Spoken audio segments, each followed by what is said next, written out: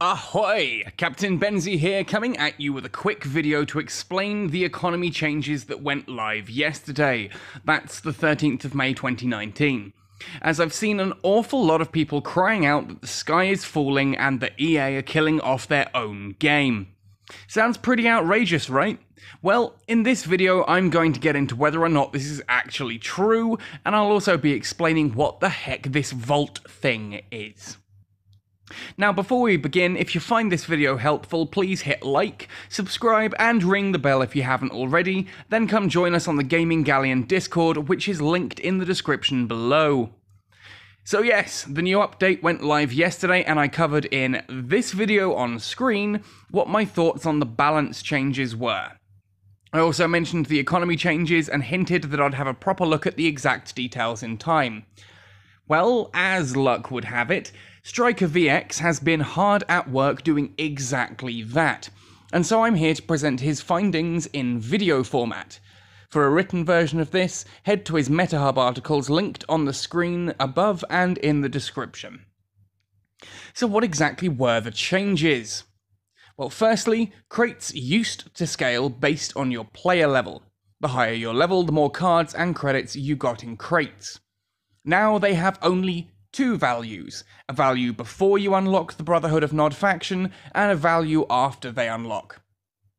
This is actually an increase, therefore, for a large part of the player base, but even for those who will experience a slight decrease to drops in crates, and I really do mean slight, we're talking 1 or 2 cards here, this is made up for by the changes to the Convoys cycle.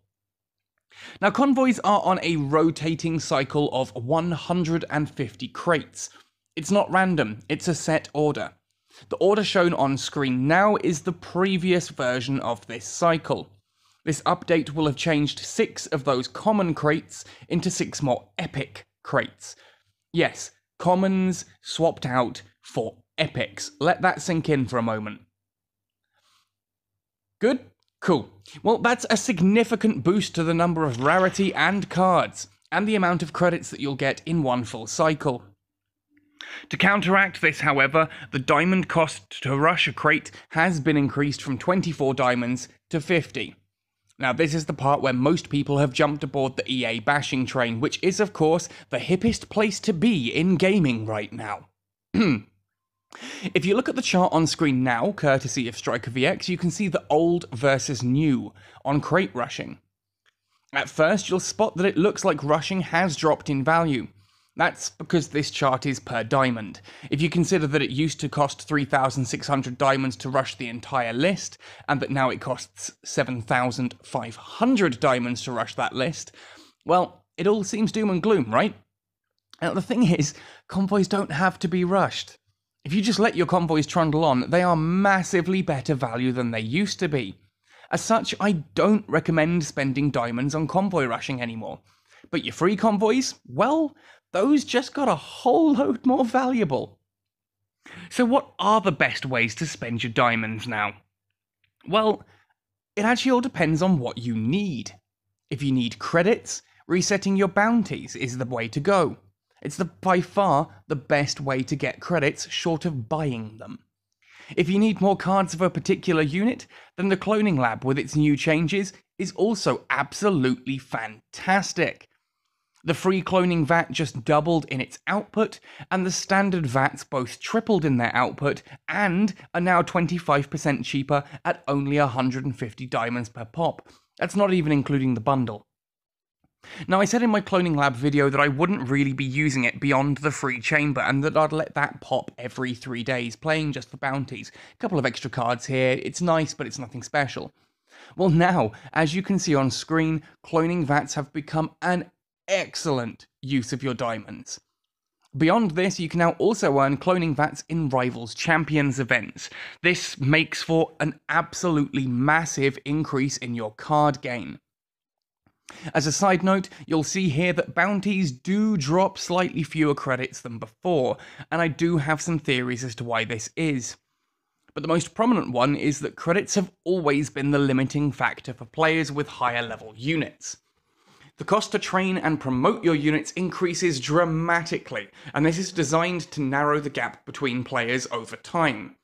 Imagine a race where the latter half is wading through thicker and thicker mud. If someone starts the race later, they'll clear the flat ground quickly and therefore be much closer geographically to those who started earlier, but are now making the slow progression through the mud. Yeah, I know, it's not a great analogy, but the point is that it means that once you hit level 10, progression slows down. If player A has level 10s and player B has level 11s, assuming they're playing the same amount of time and investing as much money into the game, player A will have level 11s before player B has level 12s. There is an additional aside to this that Striker VX doesn't mention in his article, that was pointed out to me by Jade Zion. When you break down the amount of cards each rarity that you earn through the Convoy cycle now, it is considerably closer to the ratio of cards required to level up.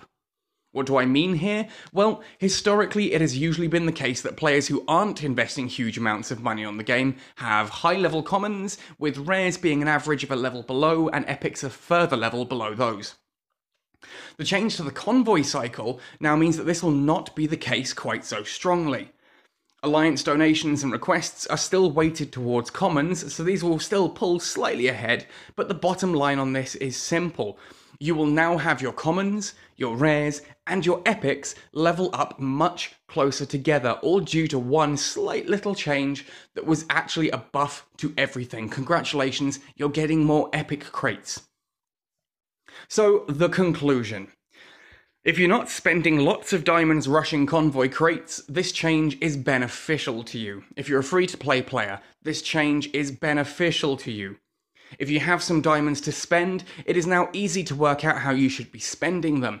If you need credits, you use diamonds to reset your bounties. If you need particular cards, you buy cloning vats. If you're like me and a completionist and you want all of your units to level up equally, rushing Convoys is actually still the best option for that. Just.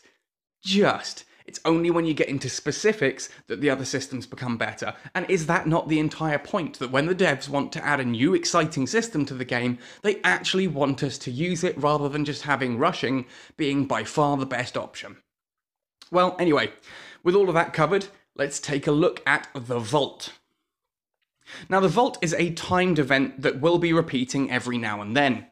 I don't have full updates on when that will be, so we will have to wait and see how often, how frequently, and for how long the Vault runs each time.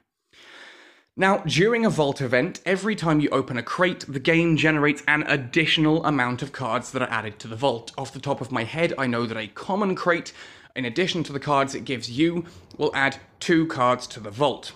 Now, it's important to note that these cards are in addition to those that you got from the crate. The Vault is not holding your cards hostage. The more crates you open, the more cards are added to the Vault. Once it's at least 100 cards, you can open the Vault for 600 diamonds, but it has a maximum capacity of up to 300 cards.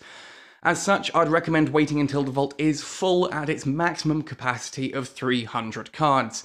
As 600 diamonds for 300 cards is literally 3 times better than 600 diamonds for 100 cards. Makes sense, right?